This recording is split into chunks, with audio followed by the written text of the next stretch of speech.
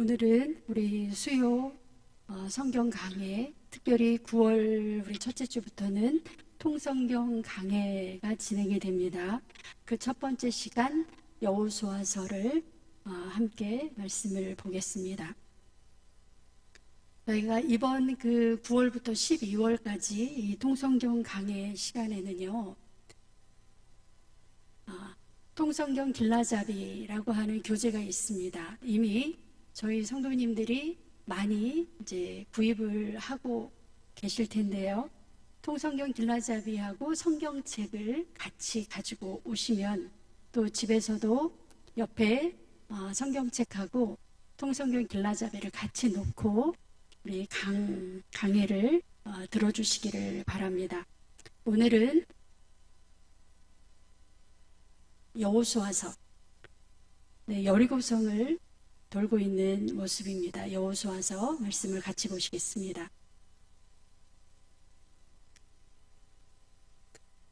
우리가 여호수아서를 말씀을 공부하기 전에요, 우리가 성경을 보면 여호수아 앞에 5권의 성경책이 있습니다. 같이 읽어보겠습니다. 창세기, 출애굽기, 레위기, 민수기, 신명기. 그래서 우리가 모세오경이라고 이야기를 하거든요.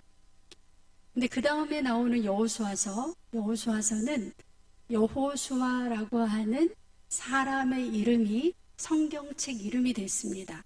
그래서 여호수아서 이렇게 되어 있습니다. 그런데 그 앞에 우리가 5권의 책도 사실은 자세히 보면 출애굽기의 주인공, 출애굽을 가능하게 했던 지도자가 모세였고, 레위기, 민수기를 통해서 하나님의 법을 받았던 사람도 모세였고, 그 다음에 다시 하나님의 말씀을 이스라엘 백성에게 다시 한번 말씀을 전한 신명기조차도 모세가 지도자였습니다. 그런데 책 이름이 모세서가 없어요. 그렇죠? 우리가 여호수아서는 있는데 모세서가 없습니다. 그래서 우리가 여호수아서를 공부할 때는 사람 이름이구나, 지도자 이름이구나. 네. 그러면 뭐가 빠졌지요? 앞에 모세오경에서는 책 제목이 주제하고 관련이 됩니다. 사람하고 관련이 된 게 아니라 출애굽기 하면은 출애굽에 관한 그런 말씀이다라는 걸 우리가 금방 알 수 있듯이 이렇게 주제어하고 관련이 되어 있는데, 여호수아서는 사람 이름이 책 제목이다 보니 주제가 우리가 찾아야 됩니다. 그래서 여호수아서는, 여호수아서 하면 같이 읽어보겠습니다. 약속의 땅 입성. 이게 여호수아서의 주제입니다. 약속의 땅. 우리가 보통은 가나안 땅을 정복했다, 이렇게 이제 이해를 하고, 가나안 땅에 들어가는 이야기, 가나안 정복 이야기, 이렇게 많이 생각을 하고 있습니다. 가나안 땅에 들어가는 이야기 하면 우리가 점수로 하면 한 60점 정도 되는 것 같아요. 가나안 땅을 왜 가냐 하면 그 땅이 바로 약속의 땅이기 때문에 가나안 땅을 들어가게 됩니다. 그래서 여호수아서의 주제는 여호수아라고 하는 지도자가 약속의 땅으로 이스라엘 민족을 이끌어가는 그러한 말씀이라고 하겠습니다. 우리가 앞에 5권을 모세오경이라고 하면 여호수아서 다음에 나오는 사사기, 룻기, 이렇게 여호수아, 사사기, 룻기 이 3권은요 모두 다가 가나안 땅에서 이루어진 그런 일입니다.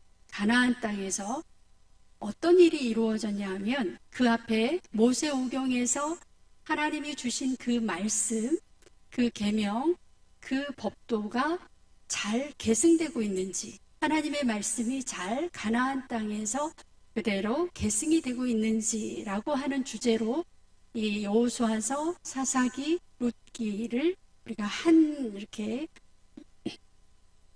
그 3권을 같이 볼 수 있겠습니다. 신앙이 어떻게 잘 계승이 됐는지, 하나님의 말씀이 가나안 땅에서 어떻게 잘 뿌리를 내리고 있는지, 그래서 신앙 계승이라고 하는 그러한 주제로 여러분이 성경을 보시면 이 세 권이 이렇게 연결이 되겠습니다.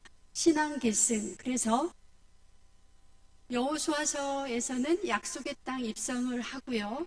그다음에 사사들이 다스리던 시기에는 하나님의 말씀이 잊혀진 부탁이 되는, 하나님의 말씀대로 살지 않았던 이야기.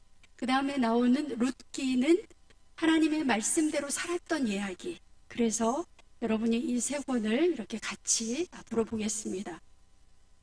오늘 보시는 여호수아서의 통포인트.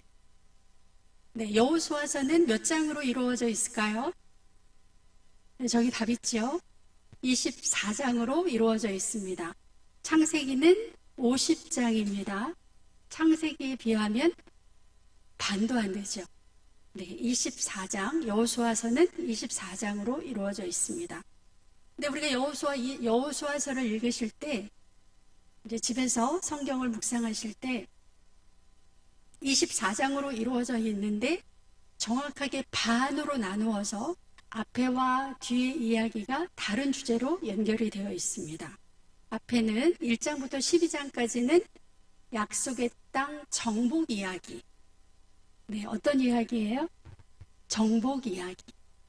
뒤에 13장부터 24장까지는 그 정복한 땅을 어떻게 분배하느냐 이야기입니다.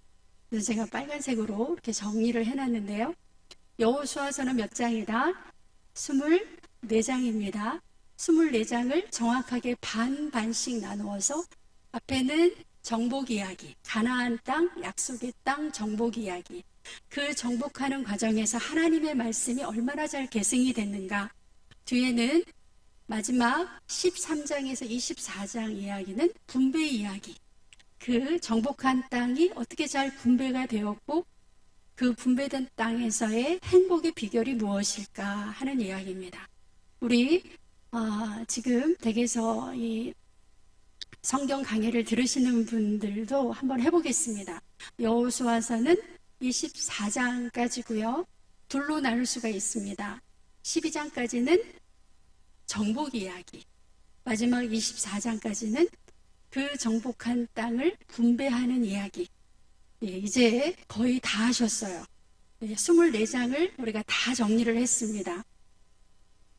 네, 앞에 부분 1장부터 12장의 이야기는요, 정복 이야기인데 몇 년 동안 이 전쟁이 이루어졌냐면 5년 동안 가나안 정복 전쟁의 내용이 나와 있습니다. 모세를 통해서 명하신 하나님의 율법이 어떻게 잘 계승되고 있는지를 우리가 살펴보면 1장부터 12장의 내용이 정복의 과정에서 있어서의 하나님의 말씀을 어떻게 잘 준수하고 있는지를 살펴보게 됩니다. 몇 년간의 정복 전쟁이라고요?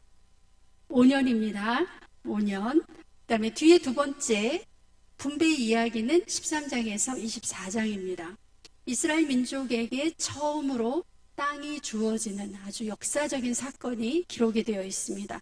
그런데 그 약속의 땅에서도 정말 이스라엘 민족이 행복하기 위해서는 순종하지 않으면 그 땅에서의 행복이 이루어질 수 없다라고 하는 내용으로 이루어져 있습니다. 네, 여호수아서를 우리가 두 부분으로 나누어 보았습니다.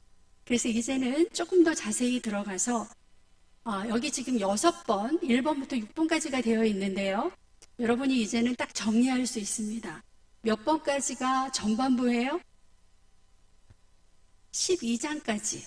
그래서 1번, 2번, 3번 성 가나안 점령까지가 앞에 부분이고 5번, 6번은 뒷부분의 분배 이야기다 라는 것을 이제 아실 수가 있습니다. 그래서 우리가 여호수아서를 저렇게 6 주제로 저희가 한번 살펴보겠습니다. 첫 번째, 여호수아와 만나 세대. 여호수아 1장 이야기입니다. 한번 제목을 읽어볼게요. 시작. 여호수아와 만나 세대.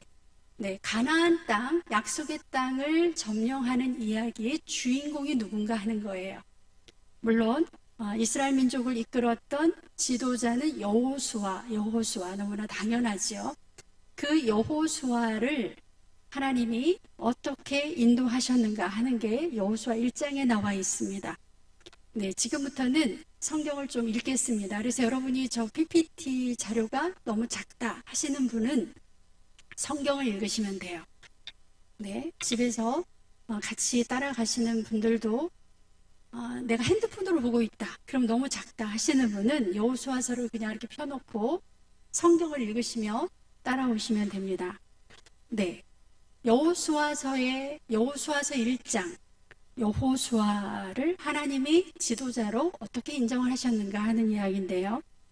네, 1번, 하나님이 여호수아를 인정하고 동행하심을 약속해 주셨다 하는 거예요. 일단 성경부터 보겠습니다. 5절을 보시면, 성경 이렇게 펴셨죠?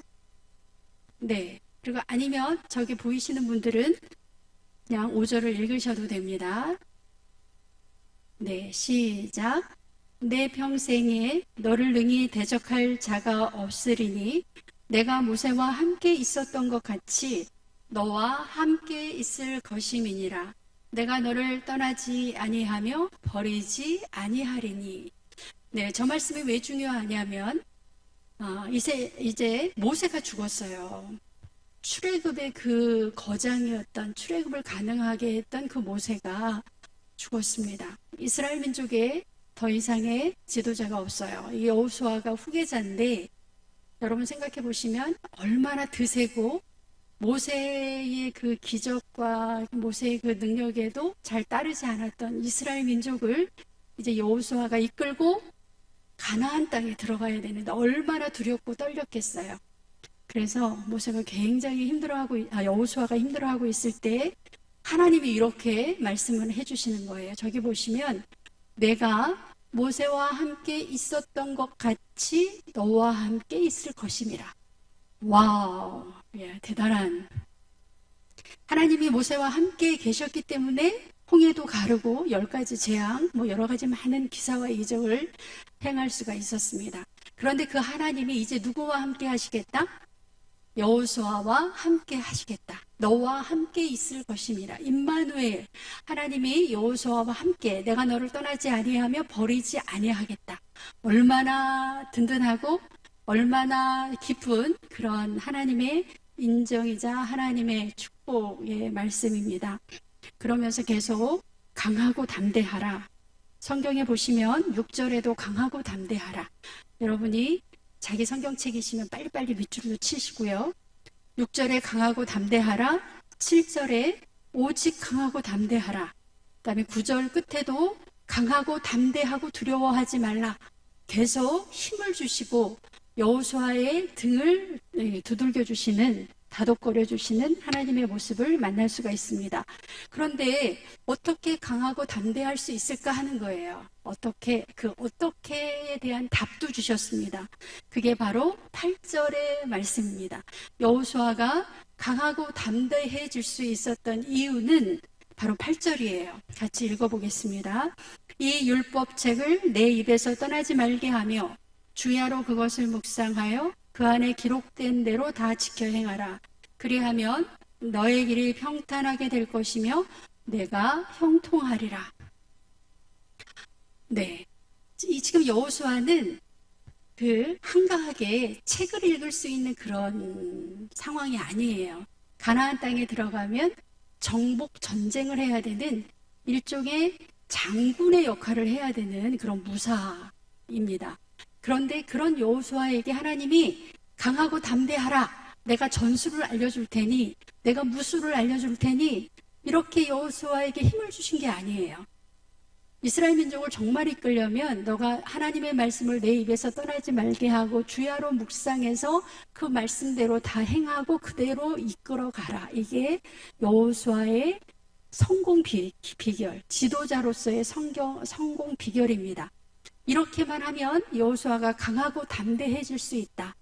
이것은 바로 오늘 우리에게도 주시는 그런 하나님, 우리가 인생을 성공하는 그런 비결이라고 하겠습니다. 강하고 담대하라.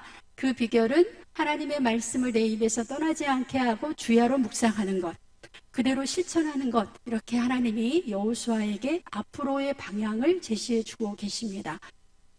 하나님하고의 관계가 정리가 됐어요. 이제는 사람들이 여호수아를 정말 지도자로 인정하느냐 하는 문제가 남았습니다.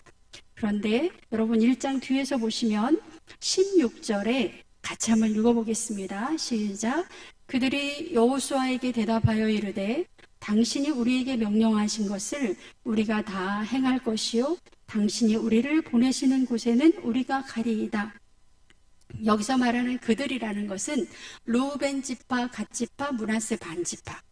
요단 동편에서 이미 땅을 분배받았고 가장 호전적인, 그래서 이 전쟁에서 선발대에 쓰기로 모세하고 약속했던, 요단 동편에서 이미 땅을 분배받았지만 우리가 요단 서편에 건너가서 이 가나안 전쟁이 다 끝날 때까지 우리가 전쟁에 선봉에 쓰겠습니다 이렇게 약속했던 이 지파가 르우벤, 갓, 므낫세 반 지파였어요.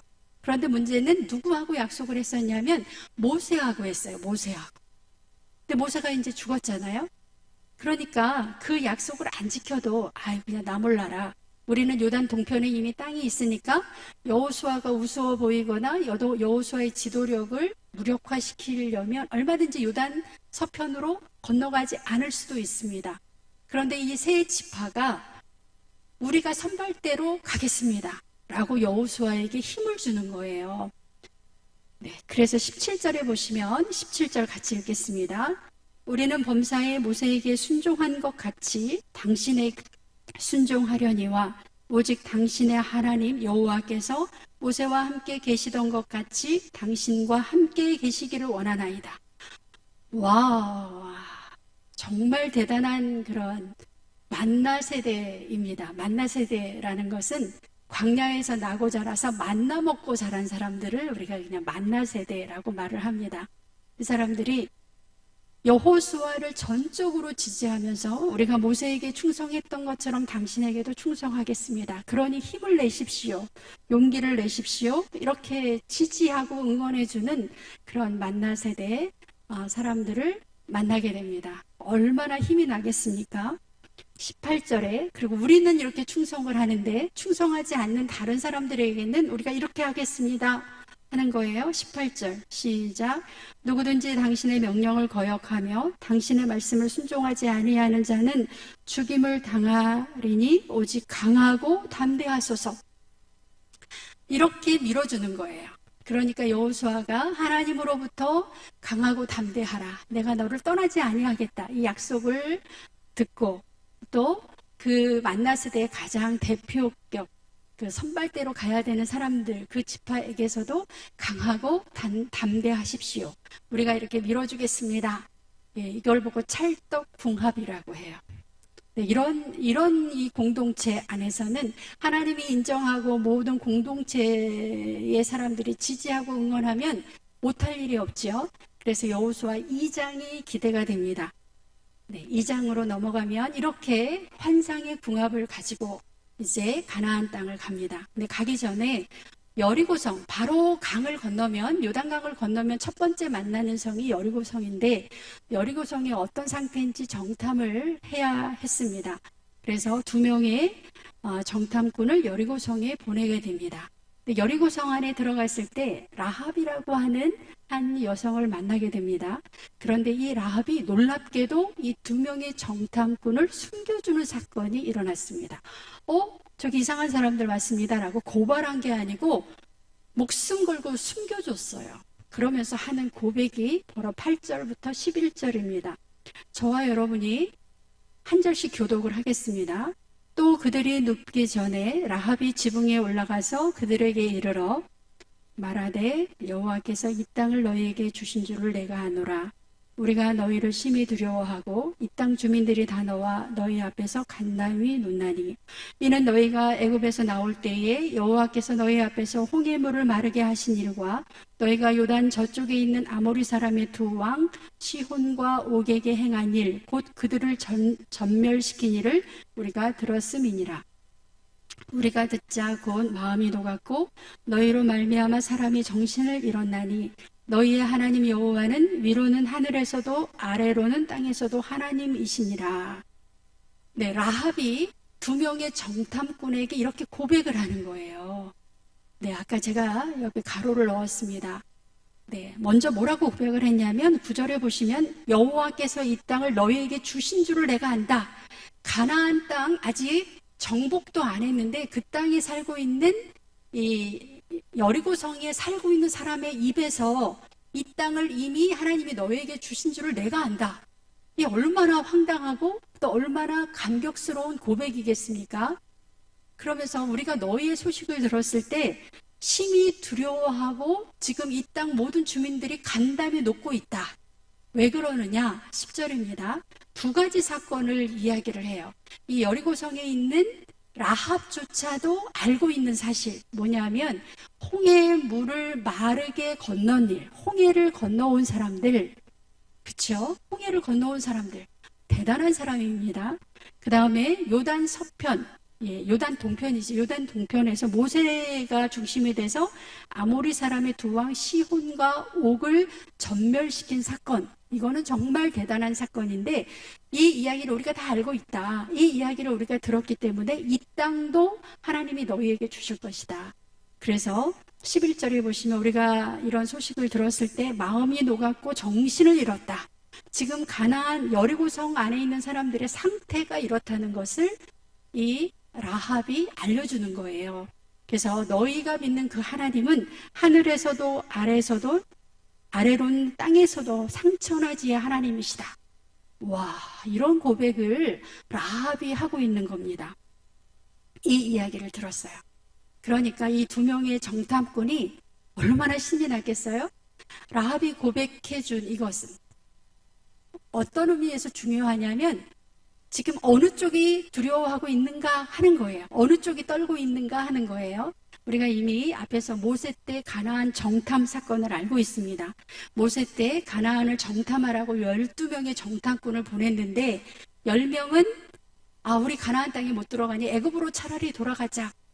가나안 거민들은 우리가 너무 두려운 대상이다. 거인들이다. 우리는 메뚜기만도 못하다. 이런 고백을, 이런 보고를 했습니다. 그 결과 10명이 다 처벌을 받고 저기에 동조했던 모든 이스라엘 백성들이 광야에서 40년 동안 다 죽게 되는 그런 벌을 받게 됩니다. 그런데 지금 여호수아 때 가나안을 정탐했어요. 여리고성을 정탐했는데 정반대의 사건, 정탐꾼은 2명이었습니다. 그런데 라합의 도움으로 이 사람들이 위기를 넘기고 정탐에 성공을 했습니다. 돌아왔습니다. 그런데 가나안 거민들이 지금 누구를 두려워하고 있다? 이스라엘 사람들을 두려워하고 있다라고 하는 사실을 알려주는 거예요.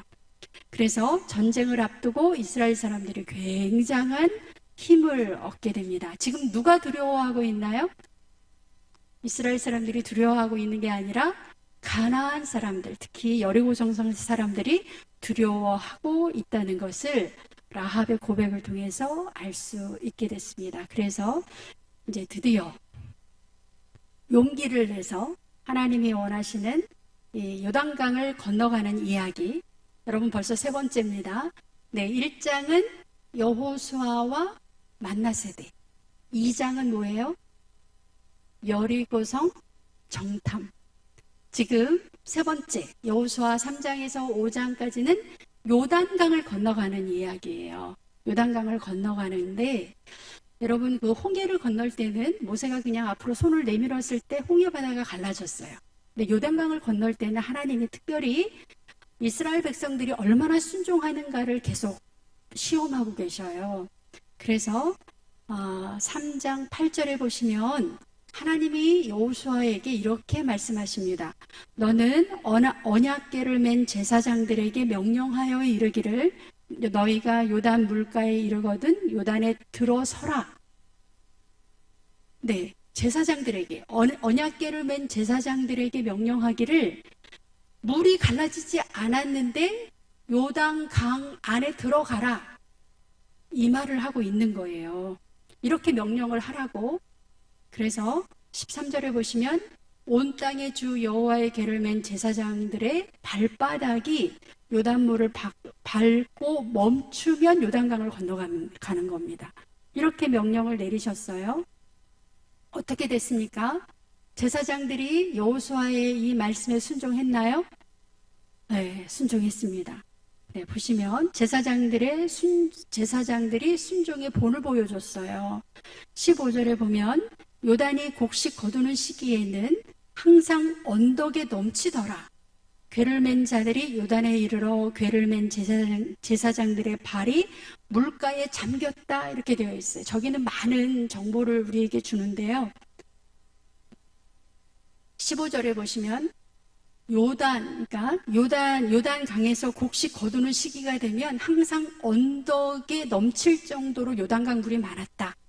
여러분, 우리 바로 옆에 교회 옆에 경포천이 있어요. 보통 때는 물이 찰랑찰랑합니다.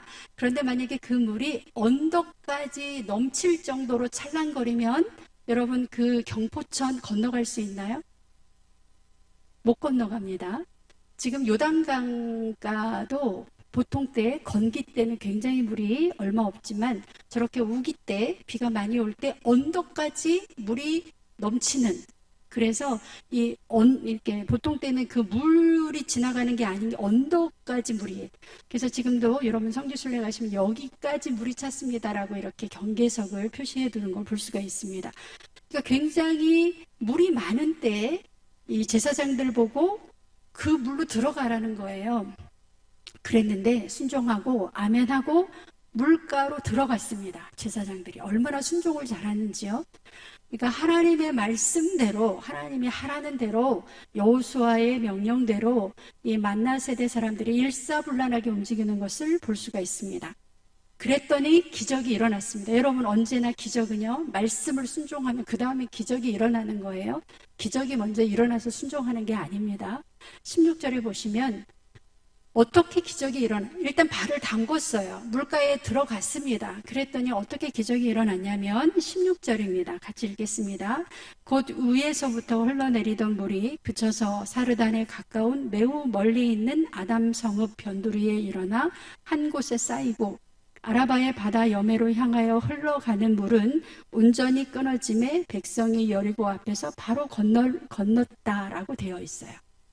네, 여러분 이거 보시면 제사장들이 그 요단강가에 물을 발로 이렇게 물가에 잠기게, 그러니까 요단강에 들어갔을 때 그 상류 지역에서 물길이 바뀌었다는 거예요. 여러분 읽어보시면 아주 멀리 있는 아담 성읍 변두리에 일어나 한 곳에 물길이 글로 바뀌면서 아라바 바다, 곧 여매로 향하는 요단강의 물이 끊어졌다. 굉장히 합리적이지요? 근데 어마어마한 기적입니다. 예, 사실은 여매 쪽으로 물이 흘러야 되는데, 아라바 바다 쪽으로 물이 흘러야 되는데 물길이 갑자기 바뀌어서 여기 아담 성읍 근처로 물이 돌아갔다는 거예요. 와, 이렇게 놀라운 기적이 일어났습니다. 그래서 마른 땅 건너듯이 이스라엘 백성들이 그 언약궤를 맨 제사장들의 그런 앞서서의 순종을 보고 드디어 요단강을 건너갔습니다. 요단강을 건너가면 이제부터 광야 시대가 끝난 거예요. 가나안 시대가 시작이 됩니다. 그래서 가장 먼저 한 일은 할례를 했어요. 광야에서는 할 수 없었기에 가나안 땅, 약속의 땅 가자마자 했던 게 할례를 했고요. 다음에 첫 유월절을 이 가나안 땅에서 지키게 됩니다. 이렇게 이제 가나안 땅에 들어가서 전쟁을 할 준비가 다 완료가 됐습니다.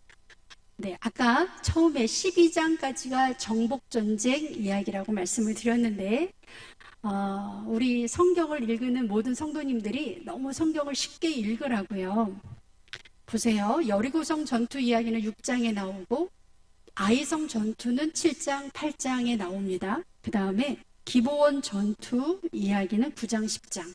밑에 나오는 북방연합군 메론 물가의 전쟁은 11장에 나오는데요.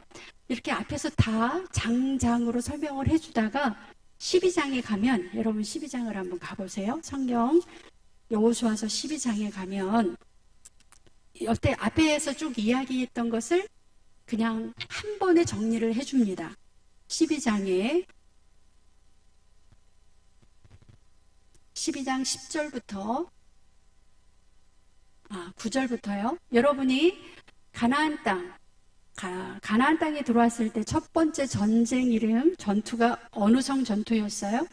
여리고성 전투였지요. 9절에 보면 여리고성, 그다음에 하나는 베델 곁에 아이 왕, 이 왕하고 싸웠다는 거예요. 그러니까 여리고성 전투, 아이성 전투, 그다음에 여러분이 그 옆에 보시면 기브온 전투라고 해서요. 10장 5절에도 나와 있는 이야기가 여기서 다시 정리가 돼서 10절에 하나는 예루살렘 왕이요, 하나는 헤브론 왕이요, 하나는 아무롯 왕이요, 하나는 라기스 왕이요, 하나는 에글론 왕이다. 요 5명이 연합을 해서 기브온 전투라고 하는 전투를 벌였습니다. 그게 10장 5절에 잘 설명이 되어 있는데 그것을 여기서 다시 한번 이렇게 조목조목 그 전쟁에서 이긴 왕, 그 도시 이름을 이렇게 쭉 정리를 해줬습니다. 그래서 여러분이 앞에 그 6장부터 11장 이야기를 요 12장을 근거로 해서 읽으시면 아주 쉽게 정리가 됩니다. 크게는 4개예요. 제가 정리를 해드렸는데 여리고성 전투, 아이성 전투, 기브온 전투, 그다음에 북방 연합군과의 전투, 이렇게 크게 4개의 전투가 벌어집니다. 그래서 24절에 보시면 12장 24절입니다. 같이 읽겠습니다.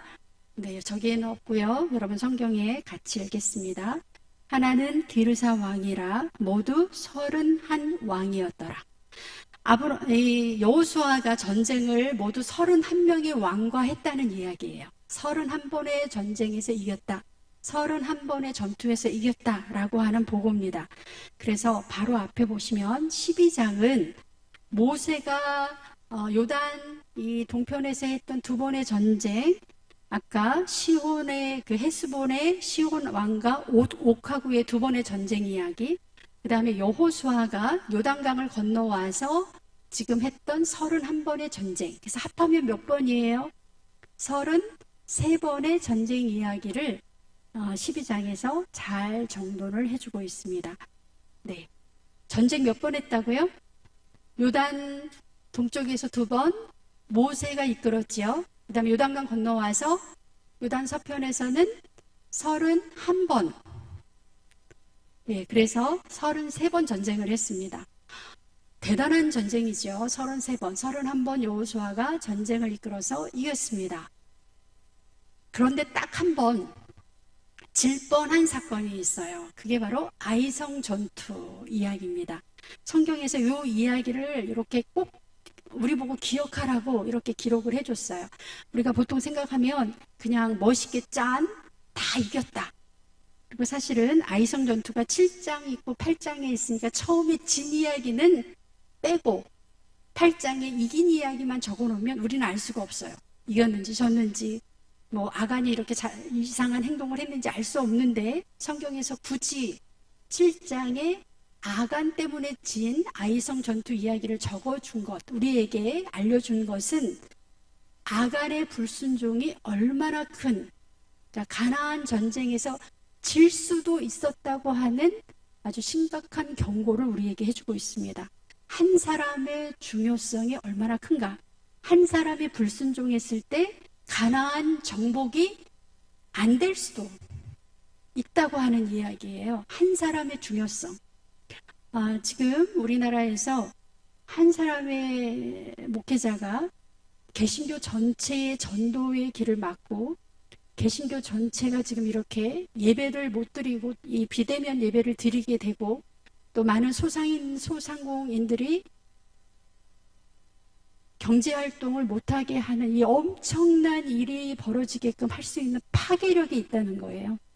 한 사람의 역할이 이렇게 중요합니다. 특히 부정적인 일에는 더 파괴력이 큽니다. 한국 개신교를 이렇게 한 사람이 쥐고 흔들 수 있다고 누가 생각을 했겠습니까? 한 교회에서도 마찬가지예요. 한 사람이 중요합니다. 바로 나쯤이야. 아유, 나는 뭐 적당히 해도 나는 있으나 없으나 뭐 이렇게 생각하시는 분이 있으시면 절대 아닌 거죠. 한 사람이 바로 교회고, 한 사람이 모여서 교회가 됩니다. 그래서 이 아간의 불순종은 딱 한 사람 잘못했는데 하나님이 아이성 전투를 실패시켰어요. 그래서 우리 한 사람, 바로 내가 얼마나 중요한가 하는 것을 우리가 볼 수가 있습니다. 그 밑에 제가 출애굽 세대는 20세 이상 교육 성공 확률, 이렇게 좀 어려운 말을 써놨어요. 모세가 출애굽을 시켜서 60만 명을 출애굽을 시켰는데 열심히 하나님의 말씀을 가르치고 십계명부터 시작해서 하나님으로부터 받은 말씀을 가르쳤는데 가나안 정탐 사건을 계기로 결국 하나님의 순종, 하나님 말씀에 순종한 사람은 몇 사람밖에 없었어요? 여호수아와 갈렙 두 사람밖에. 그러니까 두 사람만 성공했어요. 하나님을 정말 믿었습니다. 그러니까 60만 분의 2명이에요. 2명만 성공을 했어요. 근데 지금 여기서 보면 이 아이성 전투에서는 20세 이하 사람을 이제 모세도 교육을 시켰고 여호수아도 해서 열심히 만나 세대를 교육을 시켰는데 불순종한 사람이 몇 명이에요? 딱 한 명이에요. 나머지 사람들은 다 성공했어요. 이 성공의 의미가 뭐냐면 여리고성을 돌 때 소리를 내지 말라고 했어요. 여러분 이거 다 순종했습니까? 놀라운 일입니다. 순종의 아까 우리가 요단강 건넌 이야기도 했지만 60만 분의 1, 한 명이 불순종했고 나머지 사람들이 순종을 했다. 만나 세대에 우리가 저력을 느낄 수 있습니다. 이 가나안 땅 이제 전반부가 끝났습니다. 12장까지가 다 지나갔고요. 후반부에 뭐가 남았죠? 이제 분배 이야기. 이제 땅을 다 정복을 했기 때문에 정복하지 못한 땅도 있었지만 이제 분배 이야기로 들어갑니다. 후반부에요. 13장부터 24장, 22장 먼저 보겠습니다. 분배를 하는데요. 땅을 분배를 합니다. 여러분 우리 교회도 보면 좌석이 8좌석이 있어요. 어디가 로얄석인가요? 여기 두 자리가 로얄석입니다. 그치요? 아닌가요? 맨 끝에 앉으시면 약간 좀 그래도 좀 불편하시죠? 땅을 정복을 했는데 정복할 때 유난히 잘 싸운 그런 지파라든지 유난히 남자 수가 많은 지파라든지 이런 지파에게 좋은 땅을 준다고 해보세요. 그러면 힘이 약했던 지파는 좀 억울하죠? 왠지 억울한 것 같은. 그런데 놀랍게도 어떤 방법으로 분배를 했냐면 제비뽑기 방법으로 분배를 했습니다. 제비를 뽑는다는 것은 가나안 땅이 사람의 땅이 아니라 사람이 소유한 땅이 아니라 가나안 땅은 누가 소유주가 누구예요? 하나님이라고 하는 고백입니다. 이 가나안 땅은 내 땅이 아닙니다. 하나님이 소유하는 하나님의 땅입니다라는 것을 인정하는 것이 제비뽑기를 인정한 거라는 거예요. 그래서 이제부터는 이 가나안 땅이 이 토지가 개인이나 어느 지파가 마음대로 좌지우지할 수 있는 그런 땅이 아니라 하나님의 땅, 공개념이 들어갑니다. 그래서 안식년이나 희년이 됐을 때 다시 땅이 원래 제비 뽑아서 받았던 그 지파에게로 돌아가는 그러한 땅은 누구의 땅이다? 하나님의 땅이다라고 고백하는 이제 그런 터전이 만들어집니다. 그러니까 제비를 뽑아서 받은 땅을 그냥 받는 거예요. 그러니까 하나님이 주시는 대로 받겠다고 하는 고백입니다. 저기 저 좋은 땅인데 저 땅 우리가 가져야 되는데 이렇게 서로 자기의 사적인 그런 욕심이 안 들어간다는 거죠. 그런데 어떻게 이 제비 뽑기로 땅을 분배하게 됐을까 하는 거예요. 어떻게 그렇게 하게 됐냐면 바로 앞에 하나님이 민수기에 가나안 땅에 들어가면 그렇게 제비 뽑기를 하라고 말씀을 해주셨어요. 보면 민수기 26장 55절 같이 읽겠습니다. 오직 그 땅을 제비 뽑아 나누어 그들의 조상 지파의 이름을 따라 얻게 할지니라. 26장 55절 말씀인데요. 한번 생각해 보세요. 아무리 하나님께서 모세를 통해서 가나안 땅에 들어가서 제비를 뽑아서 땅을 나눠라 했다고 하더라도 뭐 하면 그만이에요? 안 지키면 그만. 모세하고 했잖아. 야, 우리는 저 좋은 땅 가고 싶은데 우리는 수가 많잖아. 여러 가지 핑계와 이유를 댈 수 있는데도 너무나 놀랍게도 이스라엘의 가나안 땅에 들어갔던 이 만나 세대들은 이 말씀 그대로 제비 뽑기를 해서 땅을 분배받았습니다. 네, 여호수아 19장 51절에 바로 그렇게 분배받았다는 이야기고요. 나중에 보면 에스겔서에서 포로에서 돌아오는 사람들이 예루살렘에서 땅을 분배할 때도 제비뽑기로 땅을 분배받아라 이런 이야기를 합니다. 잠언 16장 33절 말씀 제가 읽어드리겠습니다. 제비는 사람이 뽑으나, 제비는 누가 뽑아요? 사람이 뽑으나 모든 일을 작정하시는 여호와께 있느니라. 네, 내가 뽑는 것 같아도 누가 다 결정해 주신다고요? 하나님이 결정해 주시는 거기 때문에 제비 뽑기는 하나님의 뜻이 들어가는, 그러니까 하나님의 소유를 인정하는, 하나님의 결정을 인정하는 방법입니다. 그래서 사도행전에 보시면 그 한 명의 사도가 결격이 돼서 다시 한 명의 사도를 뽑지요. 마띠아를 뽑는데도 제비 뽑기로 뽑았어요. 사도행전 1장 26절에 보면 제비 뽑아 마띠아를 얻으니 그가 11사도의 수에 들어가니라. 그래서 성경에서는 하나님의 뜻을, 하나님의 소유를 인정하고 하나님의 결정에 순종한다는 의미에서 이렇게 제비를 뽑게 됩니다.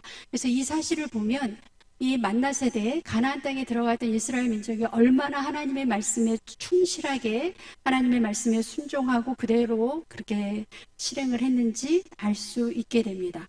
그런데 여기서 놀라운 사실이 하나 있습니다. 이 제비뽑기에서 제외가 됐던 한 사람이 있었어요. 바로 갈렙이에요. 갈렙은 그 땅 분배 시에 자신의 특권을 주장할 수 있는 유일한 사람이었습니다. 여호수아 14장 9절의 말씀 같이 읽어보겠습니다. 시작.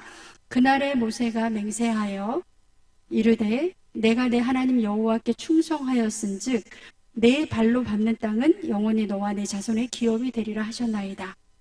이게 언제적 이야기입니까? 여호수아와 갈렙이 가나안 땅 정탐을 하고 돌아와서 하나님의 그 수고 그걸 다 인정을 하면서 갈렙에게 가나안 땅에 들어가면 두 사람만 살아서 들어갔잖아요.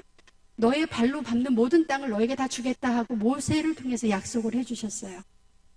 그러면 이제 갈렙은 어떻습니까? 5년 동안 전쟁할 때 갈렙이 여호수아를 도와서 얼마나 많은 땅을 다녔겠어요? 그 땅이 다 누구 땅인가요?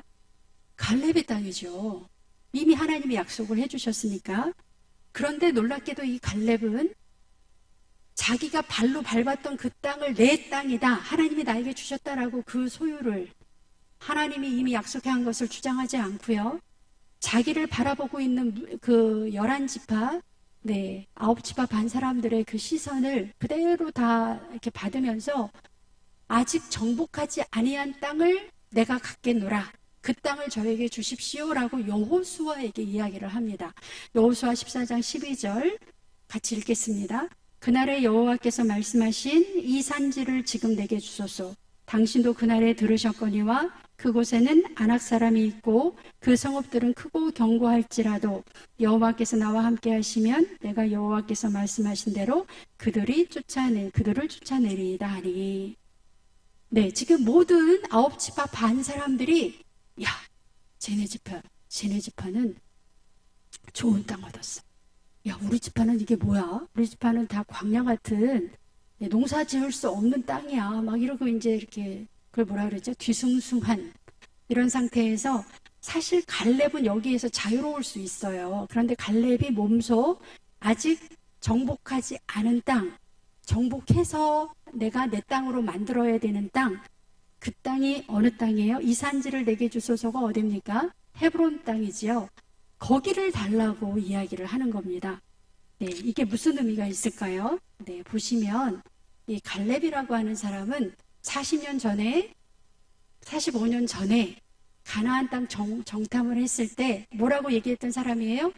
가나안 땅을 취하자, 가나안 땅으로 올라가자, 가능하다, 그들은 우리의 밥이다, 먹이다 라고 주장했던, 굉장히 신앙이 좋았던 여호수아하고 갈렙, 그 두 사람 중에 한 사람입니다. 근데 이제 45년이 지났어요. 85세가 됐는데도 뭐라고 고백을 하냐면 여전히 강건하니 이 산지를 내게 주소서. 크고 견고할지라도 여호와께서 함께 하시면 쫓아내리이다 해서 아직 정복하지 못한 땅을 분배받음으로 나쁜 땅 받은 사람들이 뒤에서 이 갈렙의 모습을 보면서 무슨 생각을 했겠어요?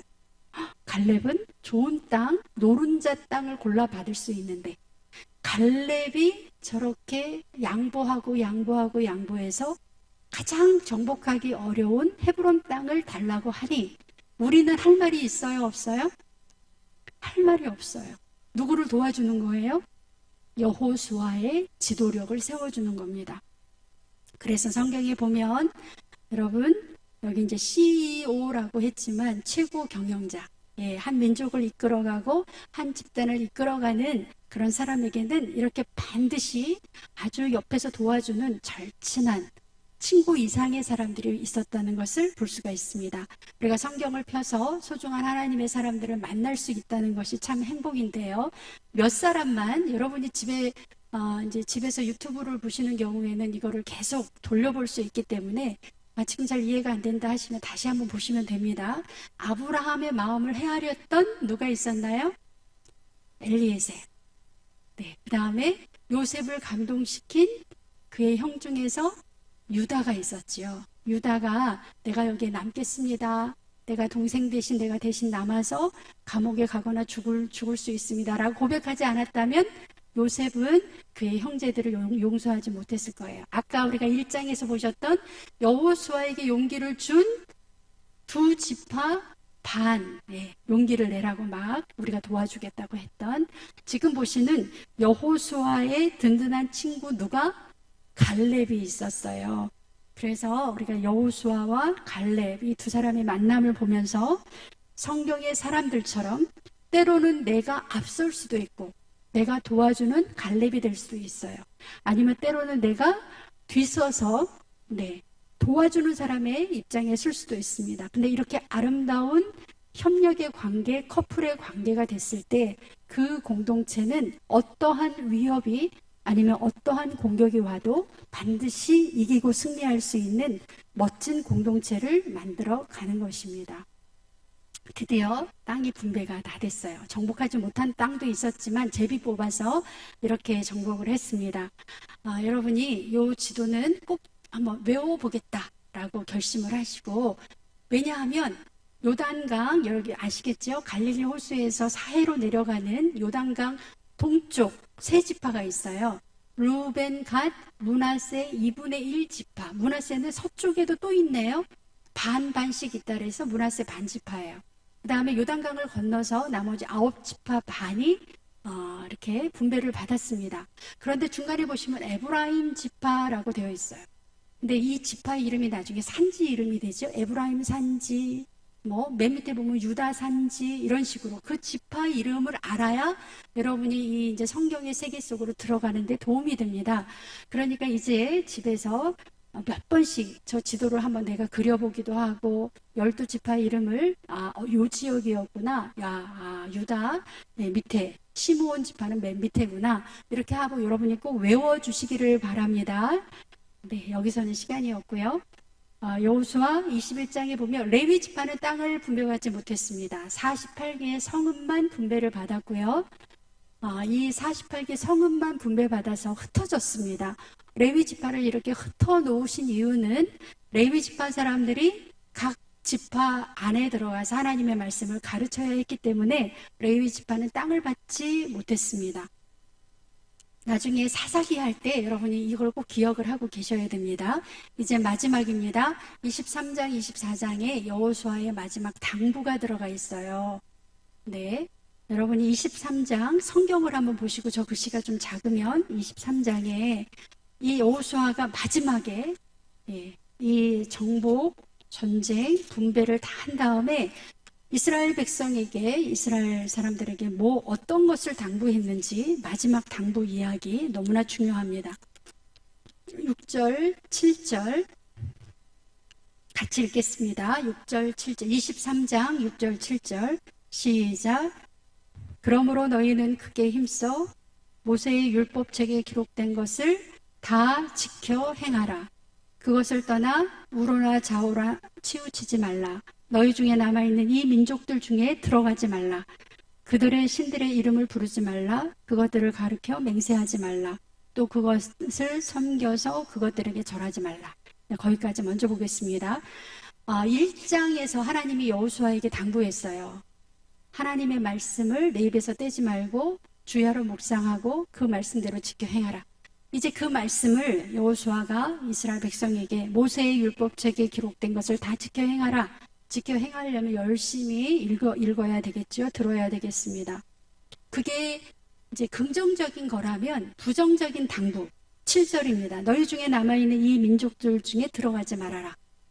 네, 다른 민족, 아직도 이스라엘 민족 중에 다 쫓아내지 못한 그런 민족들하고 통혼하지 말고, 네, 그 민족들 사이에서 같이 교류하지 말라. 12절에 너희가 만일 돌아서서 너희 중에 남아있는 이 민족들을 가까이 하여 더불어 혼인하며 서로 왕래하면, 네, 13절 확실히 알라. 너희의 하나님 여호와께서 이 민족들을 너희 목전에서 다시는 쫓아내지 아니하시리니 그들이 너희에게 올무가 되며 옆구리에 채찍이 되며 눈에 가시가 되어서 너희가 마침내 너희의 하나님 여호와께서 너희에게 주신 이 아름다운 땅에서 멸하리라. 결론 다 나왔죠. 예, 아직 너희 쫓아내지 못한 그런 이방 민족하고 통혼하고 서로 왕래하고 그들의 신을 섬기고 이렇게 하면 이 땅에서 멸하리라. 이 땅에서 망할 것이다. 이 땅에서 하나님의 저주를 받을 것이다 라고 이야기를 합니다. 10절에 보시면 너희 중 한 사람이 1000명을 쫓으리니 이는 너희의 하나님 여호와 그가 너희에게 말씀하신 것 같이 너희를 위하여 싸우심이라.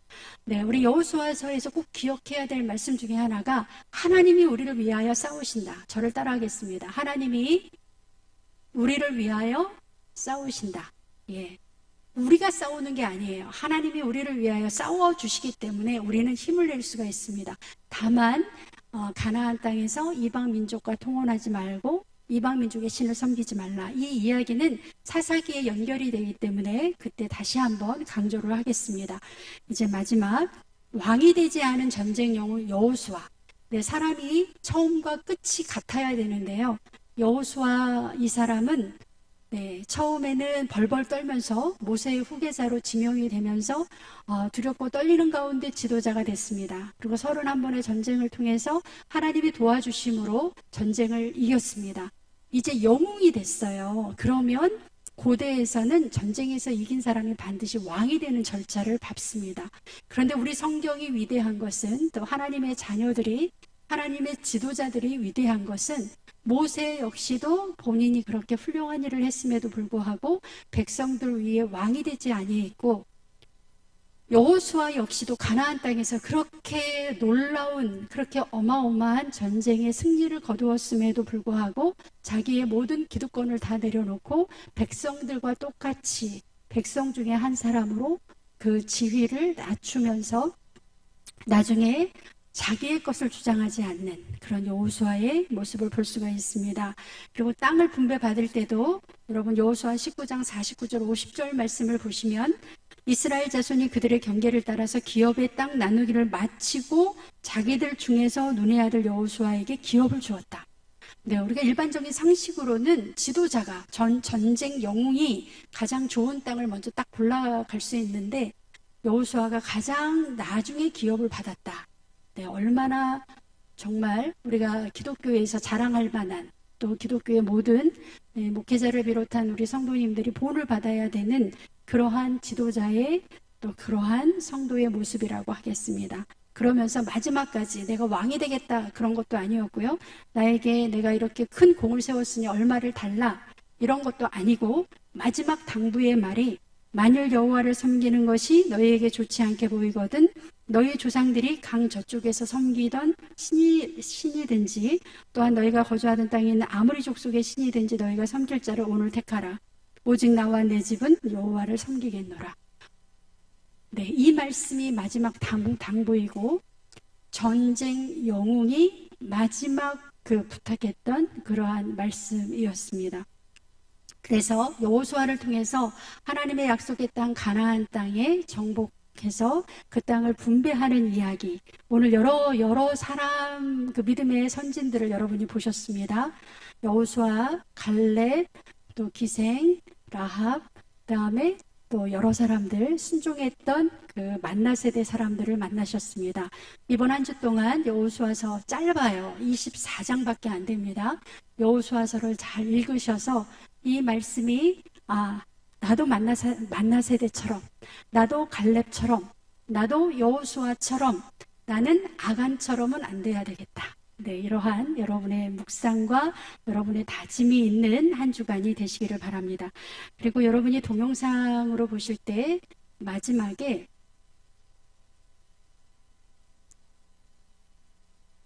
안 넘어가네요. 네. 그 마지막 정리를 할 수 있도록 제가 이렇게 몇 개 주제를 적어 드렸습니다. 통성경학교의 가을 학기에 그 등록을 하시고 들으시는 분들은 저 중에서 몇 개를 여러분의 소감을 저에게 보내주시면 여러분하고 저하고 피드백도 하고요. 여러분이 이거를 지금 집에서 듣고 계시는구나, 안 듣고 계시는구나 라고 좀 체크를 할 수 있어서요. 꼭 보내주시기를 바라고, 과제는 여호수아서 읽기 24장까지 읽기입니다. 다음 시간에는 사사기 룻기 말씀을 함께 보시겠습니다.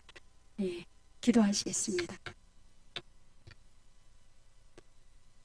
사랑의 주 하나님, 감사합니다. 여호수아서의 말씀을 묵상합니다. 하나님, 어떤 사람으로 어떻게 살아갈지를 우리가 고민하며 이 어지러운 세상 속에서 나 한 사람의 영향력이 얼마나 중요한지 다시 한번 배웠습니다. 우리 공동체를 살릴 수 있는 그러한 하나님의 자녀로 우뚝 세워 주시옵소서. 나로 인하여 내 주위가 밝아지고 살아나고 또 힘을 얻는 놀라운 역사가, 그래서 우리 공동체를 살리고 그게는 우리나라를 살려나가는 그런 축복의 자녀가 되게 인도하여 주시옵소서. 감사를 드리오며 예수님의 이름으로 기도합니다. 아멘.